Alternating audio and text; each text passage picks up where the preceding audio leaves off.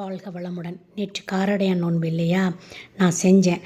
எப்படி செஞ்சுருக்கேன், என்ன ஏது, அதோட கதை என்னங்கிறத பற்றி நான் உங்கள்கிட்ட பகிர்ந்துக்கிறேன். நீங்கள் பாருங்கள், பார்த்துட்டு கமெண்ட்ஸில் எப்படி இருந்தது அப்படின்னு சொல்லிட்டு சொல்லுங்கள். ரொம்ப சிம்பிளாக தான் செஞ்சுருக்கேன், பாருங்கள். காரடையான் நோன்பு என்பது தமிழக இந்து சமூகத்தைச் சேர்ந்த பெண்கள் தங்கள் கணவர் மற்றும் மணமாகாத பெண்கள் தங்களது வருங்கால கணவர்களின் நலனுக்காக நடத்தும் ஒரு திருவிழாவாகும். இந்த நோன்பை காமாட்சி நோன்பு, கௌரி நோன்பு மற்றும் சாவித்திரி விரதம் அப்படின்னு சொல்லிட்டு சொல்கிறாங்க. பெண்கள் அனைவரும் கொண்டாடக்கூடிய மிக முக்கியமான விரதமாகும் இந்த விரதம். இந்த காரடையான் நோன்பு மாசி மாதத்தின் நிறைவாக வரக்கூடிய மிக முக்கியமான விரதமாகும். இந்த விரதம் மங்கள விரதம் அப்படின்னு சொல்லிட்டு போற்றப்படுகின்ற ஒரு விரதமாகும். இழந்தவை அனைத்தையும் மீட்டு தரும் ஒரு உன்னதமான விரதம்னு இந்த விரதத்தை சொல்கிறாங்க. அதாவது சாவித்திரியும் அவருடைய கணவரும் இழந்த நாட்டிலேருந்து எல்லாத்தையும் திரும்ப பெற்றாங்களாம். அதனால் இழந்தவை அனைத்தையும் திரும்ப பெறுகின்ற ஒரு உன்னதமான விரதமாக இந்த விரதம் கருதப்படுகிறது. காரடையான் நோன்பு விரதம் கடைபிடிக்கும் பெண்களுக்கு அம்பிகையின் அருள் பூரணமாக கிடைக்கும் அப்படிங்கிறது ஒரு ஐதீகம். இந்த காரடையான் நோன்பு உருவான கதை பற்றி உங்களுக்கு நான் இப்போ சொல்ல போகிறேன். அதாவது அதற்கு பிறகு இனிப்பேடை உரப்பேடை எல்லாம் நான் எங்கள் வீட்டில் எப்படி செஞ்சு பூஜை பண்ணாங்கிறத பற்றி உங்கள்கிட்ட நான் பகிர்ந்துக்க போகிறேன். ரொம்ப சிம்பிளாக தான் இருக்கும், பாருங்கள். சாவித்திரி தன்னுடைய கணவன் உயிரை போராடி மீட்டு வருவதற்கு அவளுக்கு ஆற்றலை தந்த விரதமாக இந்த விரதம். விதிவசத்தால் தன்னுடைய நாடு நகரம் எல்லாத்தையும் இழந்துட்டு காட்டில் வாழும் ஒரு நிலை சத்தியவானுக்கும் சாவித்திரிக்கும் ஏற்பட்டது. அந்த காலகட்டத்தில் தன்னோட கணவனோட ஆவியல் பற்றிய ரகசியத்தை சாவித்திரி தெரிந்து கொண்டாள். அன்னை கௌரியை வேண்டி காட்டில் அவளுக்கு என்ன கிடைச்சிதுன்னா காராமணி கிடைச்சிது. அதனால தான் நாம் காராமணியை அவிச்சு நம்ம இந்த தட்டையில் போடுறோம். காராமணி கிடைச்சிது. அதற்கு அப்புறம் வெண்ணெய், அது உருகாத வெண்ணெய் இதெல்லாம் அவளுக்கு கிடைச்சிது. அந்த அரிசிலாம் கிடைச்சிது. அதெல்லாம் வச்சு ரொம்ப எளிமையான முறையில் இந்த விரதத்தை செஞ்சு அம்பாளை வழிபட்டா சாவித்திரி. இந்த வழிபாட்டின் மகிமையால் யார் கண்ணுக்கும் தெரியாத யமன் சாவித்திரியுடைய கண்ணுக்கு மட்டும் புலப்பட்டாராம். சத்தியவானின் உயிர் பிரியும் நாளில் யமன் அவரின் உயிரை எடுத்து சென்றார். இதை பார்த்த சாவித்திரி என்ன பண்ணாலாம், யமனை தொடர்ந்து பல உலகங்களை கடந்து இறுதியாக யமலோகத்தின் வாயில் வரை சென்றாளாம். மனித உடலுடன் யமலோகம் வருமளவுக்கு ஆற்றல் பெற்ற இந்த பெண்மணி யார் அப்படின்னு சொல்லிட்டு யமனுக்கு செம்ம ஆச்சரியமாகி போச்சான். கணவரோட உயிரை தவிர வேறு எதுவும் முக்கியமில்லை அப்படிங்கிற ஒரு எண்ணத்தோடு இந்த பெண்ணு வந்திருக்காளேன்னு சொல்லி நினச்சாராம். அதற்கு பிறகு கேட்டாராம், கணவரோட உயிரை தவிர வேறு என்ன வரம் வேண்டுமானாலும் கேள் தருகிறேன் அப்படின்னு சொன்னாராம். சரின்னு சொல்லிட்டு சாவித்திரி தன்னோட கணவரோட தாய் தந்தைக்கு கண் பார்வை வேண்டும் அப்படின்னு ஒரு வரத்தை கேட்டாலாம். அதற்கு பிறகு எங்களோட ராஜ்யம் உள்ளிட்ட செல்வங்கள் அனைத்தும் எங்களுக்கு திரும்ப வேண்டும் அப்படின்னு கேட்டாலாம். ஓகே அப்படின்னு சொல்லிட்டு அதையும் கொடுத்துட்டாராம். கடைசியாக தான் தீவிர பதிவிரதை என்பதால் தனக்கு நல்ல குழந்தைகள் வேண்டும் அப்படின்னு கேட்டாராம். எப்படியாவது சாவித்திரி அந்த இடத்த விட்டு அனுப்பணும் அப்படின்னு நினச்ச யமன் சொன்னாராம், சரி வச்சுக்கோ எல்லா வரத்தையும் அப்படின்னு சொல்லிட்டாராம். கடைசியாக கேட்ட வரத்தில் சாவித்திரி எப்படி நுட்பமாக தனது கணவரின் உயிரை மீட்டுள்ளாள் அப்படிங்கிறத யமன் புரிஞ்சு கொண்டாராம். இருந்தாலும் கொடுத்த வரத்தை திரும்ப வாங்க முடியாது இல்லையா, அதனால் சத்தியவானின் உயிரை திரும்ப அழித்து விட்டாராம். அதனால் இந்த நாளில் நாம் விரதம் இருந்தாலோ சில விரதம் இருக்க முடியாதவங்க சாதாரணமாக வெத்தலை பாக்கு பழத்தை வச்சு சாமி கும்பிட்டாலோ பகவான் நமக்கு கண்டிப்பாக அருள் புரிவான். அம்பிகையுடன் அருளும் நமக்கு அவ்வளவு பிரமாதமாக கிடைக்கும். என்னடா இப்படி சொல்கிறாங்களே நினைக்கக்கூடாது. ஒரு குறிப்பிட்ட நாள் நாம் ஏன் கல்யாணம் பண்ணுறோம், ஒரு குறிப்பிட்ட நாளில் ஏன் நம்ம குழந்தைகளுக்கு பேர் சூட்டுறோம், அந்த நாள் நல்ல நாள், அந்த நேரம் நல்ல நேரம் தானே. அது மாதிரி இந்த மாதிரியான விரதங்கள் இருக்கக்கூடிய அந்த நல்ல நேரத்தில் நாம் சாமியை வழிபட்டோம்னா இந்த யூனிவர்ஸ்லேருந்து அந்த பவர் நமக்கு கிடச்சி நாமும் நல்லா இருப்போம்.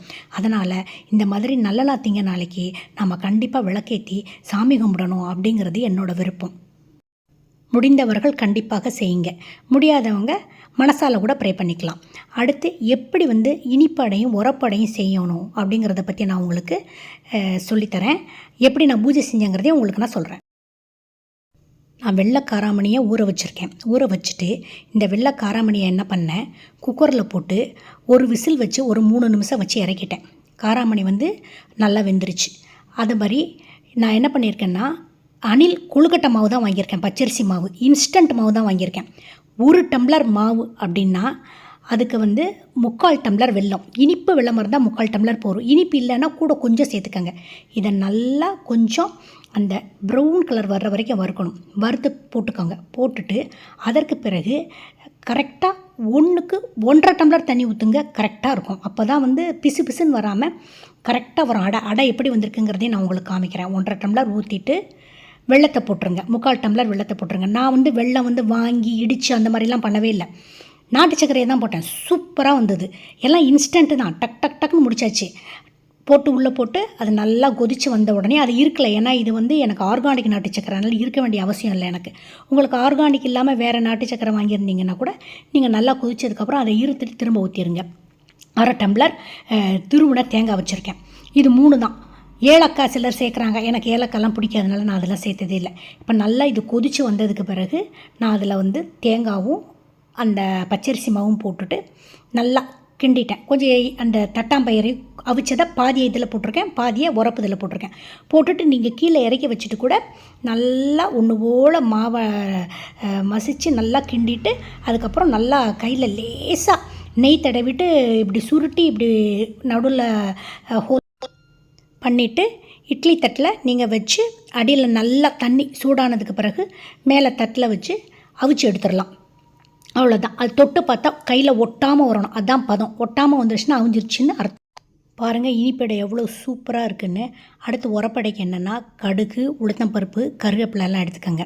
அதுக்கப்புறம் மாவை வறுத்ததை 1 டம்ளர் போட்டிருக்கேன்.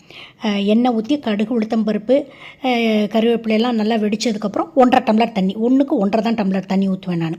1.5 டம்ளர் தண்ணி ஊற்றி இந்த தண்ணி நல்லா கொதித்து வரணும். கொதித்து வந்துக்கிட்டு இருக்கும்போதே அந்த மாவு இருக்குது இல்லையா, அந்த மாவில் நான் என்ன பண்ணேன், ஒரு 3/4 டம்ளர் தேங்காய் பூ போட்டேன். அப்புறம் அந்த அவிச்ச தட்டாம்பயிரை போட்டாச்சு. போட்டு கொஞ்சம் மஞ்சப்பொடி, காயம், தேவையான அளவு உப்பு எல்லாத்தையுமே அந்த மாவுலேயே போட்டுட்டேன். போட்டுட்டு நல்லா கரண்டி வச்சு அந்த மாவை ஃபுல்லாக அழகாக கிளறி விட்டுட்டேன். ஒரு கட்டி இல்லாமல் கிளறி விட்டுட்டேன். இப்போ நம்ம தேங்காய் பூ போடுறோம் பாருங்கள். 3/4 டம்ளர் போட்டேன். நீங்கள் வேணும்னா 1/2 டம்ளர் போட்டுக்கலாம். ஆனால் 3/4 டம்ளர் போட்டால் ரொம்ப நல்ல டேஸ்ட்டாக இருக்குது. காயம் எல்லாம் போட்டாச்சு. போட்டுட்டு நல்லா அதை கிளறி விட்டுட்டு இப்போ அடுப்பில் எண்ணெய் ஊற்றி கடுகு, உளுத்தம்பருப்பு எல்லாம் போட்டு அதை வெடிச்சு வந்த உடனே தண்ணி ஊற்றி கொதிக்க வச்சோம் இல்லையா, அந்த தண்ணி நல்லா கொதித்து வரணும். அது நல்லா கொதித்து வந்ததுக்கப்புறம் இந்த மாவு இருக்கு இல்லையா, அந்த மாவை தூக்கி அதில் போட்டு நல்லா கிளறி இப்படி கீழே இறக்கணும். அப்புறம் நல்லா கிளறி வச்சுக்கணும். கடைசியில் என்ன பண்ணணும், ஒரு 3 வத்தலை நல்லா எண்ணெயில் வதக்கி இந்த மாவில் போட்டு உரப்புக்கு நல்லா கிண்டி விட்டுறணும்.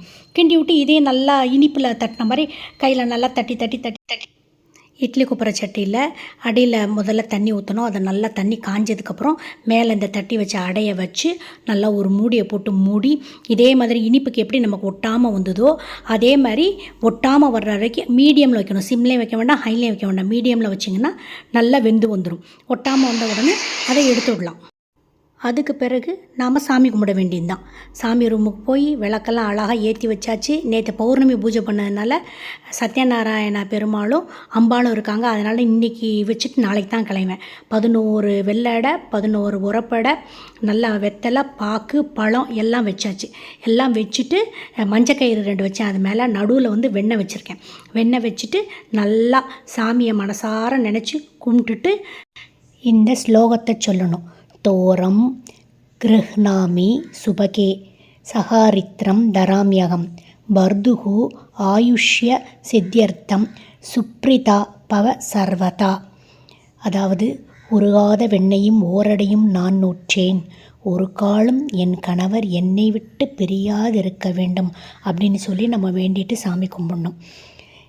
சாமி கும்பிடாதவங்க பரவாயில்ல, இந்த வீடியோவை பார்த்தோன்னே சாமி உங்களுக்கு எல்லா அருளும் புரியட்டும்னு நான் வேண்டிக்கிறேன். அடுத்து ஒரு சூப்பரான பதிவில் உங்களை நான் சந்திக்கிறேன். அது வரைக்கும் காத்துக்கிட்டுருங்க. டாடா, பாய்.